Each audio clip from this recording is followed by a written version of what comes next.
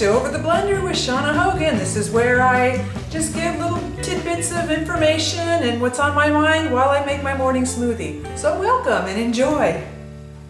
So I'm looking forward to next year's race. I learned a lot this year and I expect to apply that to next year.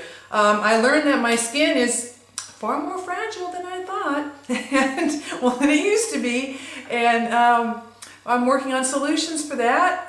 We have several ideas on prevention and treatment should I have the same issue as this year. So, you know, we just take it one day at a time.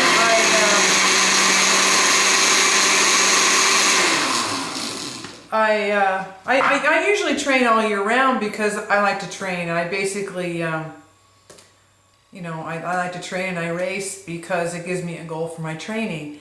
And of course, I've had this goal of setting the women's 50+ record, as everybody knows by now. I would really like to set that record. Remarkably, RAAM, you know, of course I only did 2,100 miles. I say only, but I only did 2,100 miles of RAAM, but remarkably, I felt great through the whole thing. You know, aside from the saddle sores, I was having a very good race. My legs didn't hurt. I felt better than I ever have felt going into Durango. It was surprising to me how good my legs felt, because a lot of times, I don't know what it is about Durango. I come into Durango and I'm just beat. You know, my legs hurt, I'm not breathing right, maybe it's the altitude, I don't know, but this year I felt pretty good. So, I'm encouraged by that.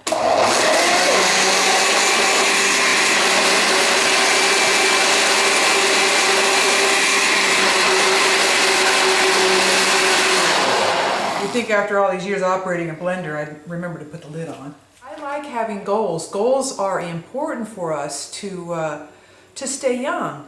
And I tell you why. Because without a purpose, I think people just tend to you know, sit on the couch and eventually die. And of course we all die, but I want to go out. I personally want to go out, you know, sliding into home plate. I don't want to just, you know, sit on the bench. I think it's important to be a participant in life and to be a part of the game. I look at people my age or younger, and I see them without goals and sort of stagnating in their careers. And you know, my career has always been pretty stable. I am motivated in my career. I like technology. I like learning new things. So I stay on top of things, and I think that helps me a lot. With training, I enjoy training, and I don't think I'll ever stop training. And Race Across America, I don't know if I'll ever be rid of that obsession. It's been there for quite some time, and I would really like to set that record. Setting that record is important to me. It's just a goal that I've had, and I don't know, maybe there's something inside that doesn't want me to get it, because if I get it, then what do I do next? So there's always that fear, you know, and I, after this year's race, because I felt so good, I don't have that fear anymore, because I think that, I mean, prior to this race, I'm thinking, you know, this will be it. I'll do this one RAAM and that'll be it.